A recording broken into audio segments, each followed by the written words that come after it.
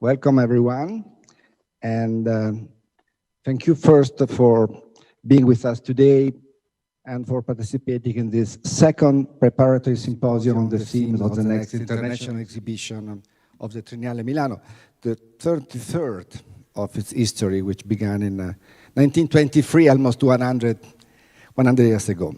Well, as you know, last week on June 3rd, we all decided together to postpone this symposium by 1 week as a sign of respect and participation for the protest of the Black Lives Matter movement following the dramatic murder of George Floyd.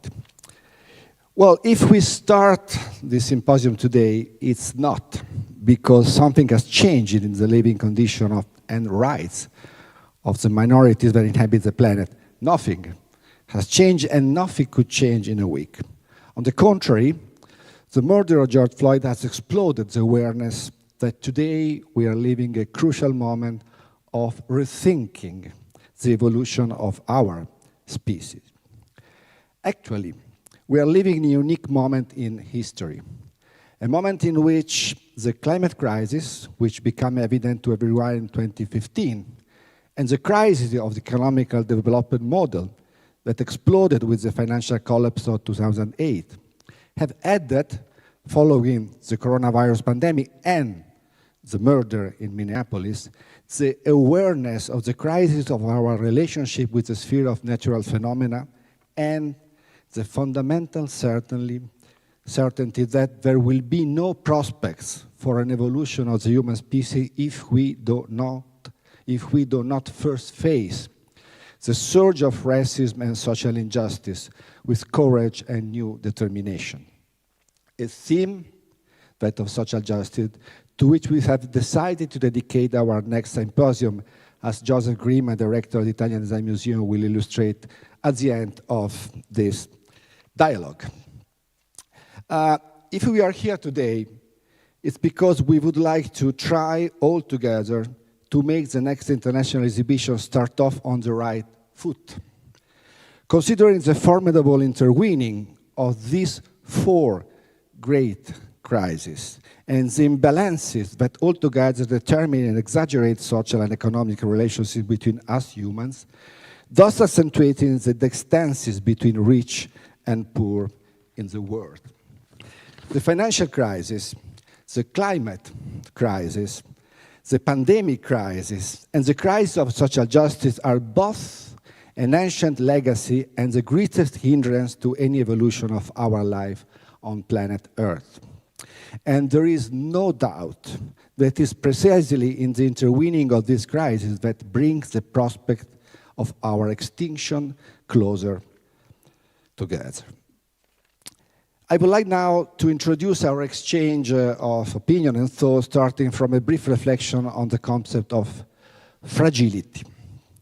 Actually, I believe that the real great legacy of these pandemics is that we have finally acquired, everyone and everywhere in the world, an irreversible awareness of fragility of species. We have discovered ourselves fragile in our technocratic presumption of dominance over nature. We have recognized ourselves as fragile in our intellectual capacity for prediction, which turned out to be incapable of predicting an infection that simply represents the last one in a chain of infection from a virus. We are fragile in our desperate desire to be present physically in the world and to delay the prospect of our death in face of a pandemic that, like a storm, beautiful metaphor, Papa Francesco, and yet without being a war, has swept hundreds of thousands of living bodies from the surface of the world. We must, I believe, accept and work on this unveiled and in many ways unexpected fragility. And perhaps the only way to use this fragility as a fertile company and not just as a trembling weakness is to critically rethink our centrality on the planet, our place at the center of the stage of the pedestal of life.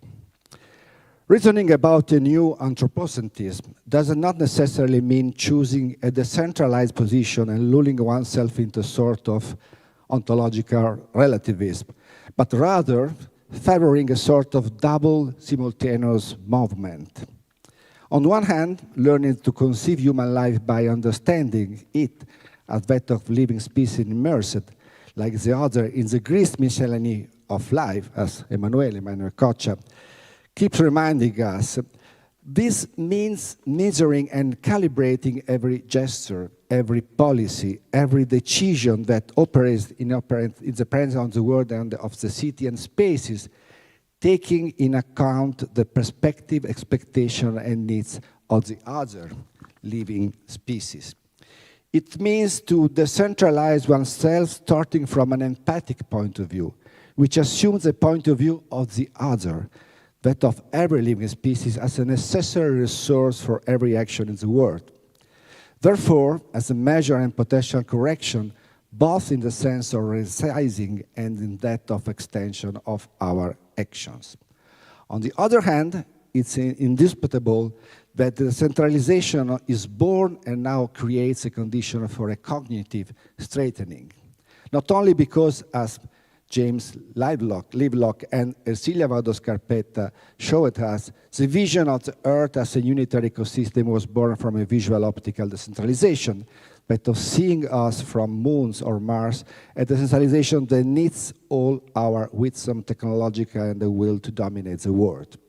But also because the movement towards taking on the gaze of other requires a gigantic cultural and cognitive leap which question our cultural and scientific capacity. It asks us to transform a conquered fragility into conscious strength for a new type of intelligence of the species. We must be aware so that this new intelligence will first of all have to come to terms with not only economic and social, but also cultural imbalances.